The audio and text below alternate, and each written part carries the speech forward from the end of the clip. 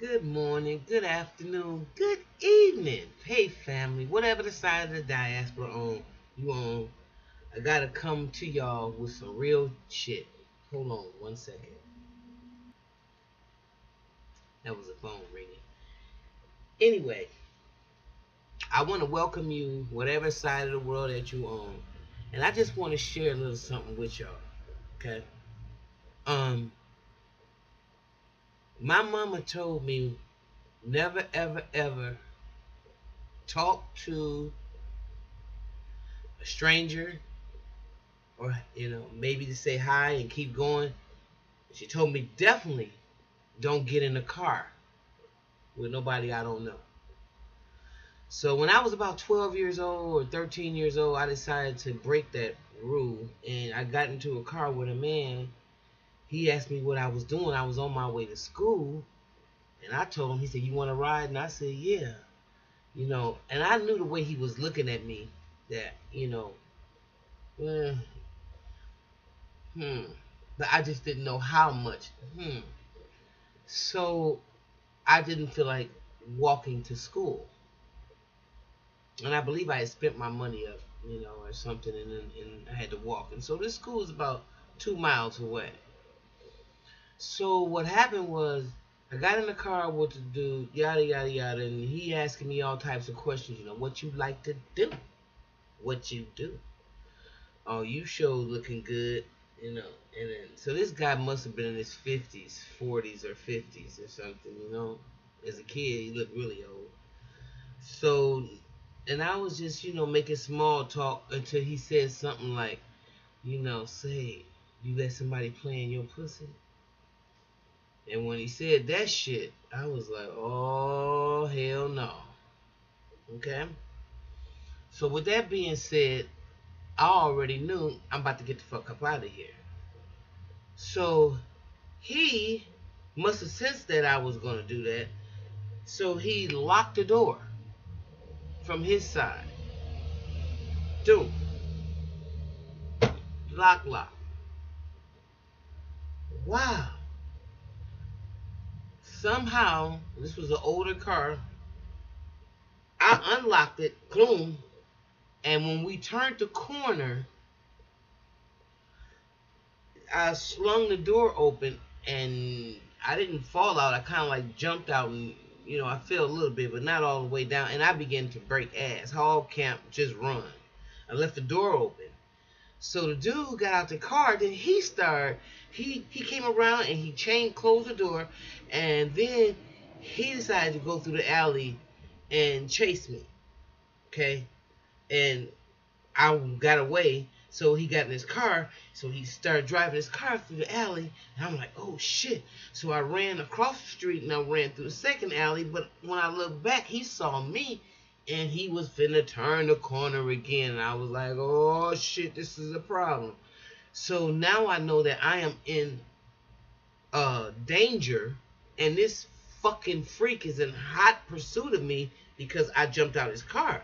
And it just seemed like wasn't nobody on the damn road. Okay?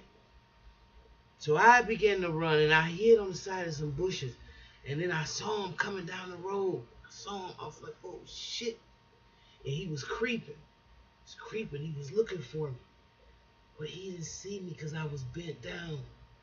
And he passed the bushes. I was like, oh shit. Just don't let him stop. He passed the bushes. I stayed there, still as a mouse.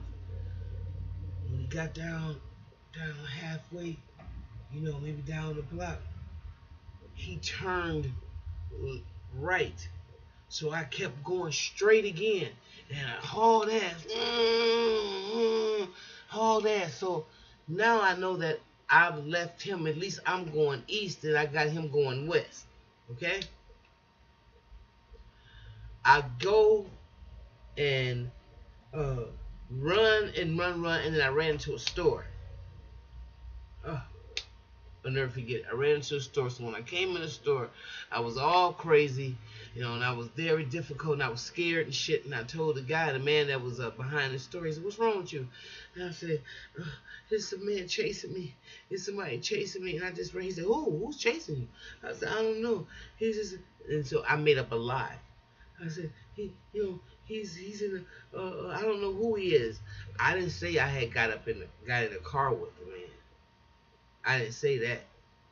I just said it's a white car chasing me and I gotta make it to school and I'm scared. And bless that man's heart, because he called his wife down or back from the back part of the store, and she came in and he took me to the school. Okay, fast forward to the reason why I'm telling you this story. Some people asked me to speak at a visual, and the person that was deceased was an adult that got into a car with a stranger. Not only did he get into the car with a stranger, he was transgender and he didn't tell the person that he was. So he got in the car with the person and he didn't know, and the person ended up taking his life. Now, while that is so tragic to lose your life in that capacity, I think it's even more tragic when you disobedient, when you don't follow the protocol of being honest and doing what your mama told you a long time ago. You don't get in a fucking car with strangers. So I couldn't speak because I felt like if I did, I would have been a hypocrite. And then if I would have said that, of course, people would get mad because y'all gonna get mad at me saying this right now. I'm sure it's gonna be some of y'all that do. But that's how I feel.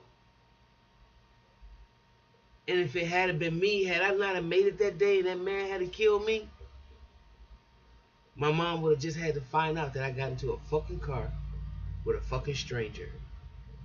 And that was shit that she had told me on countless occasions not to do.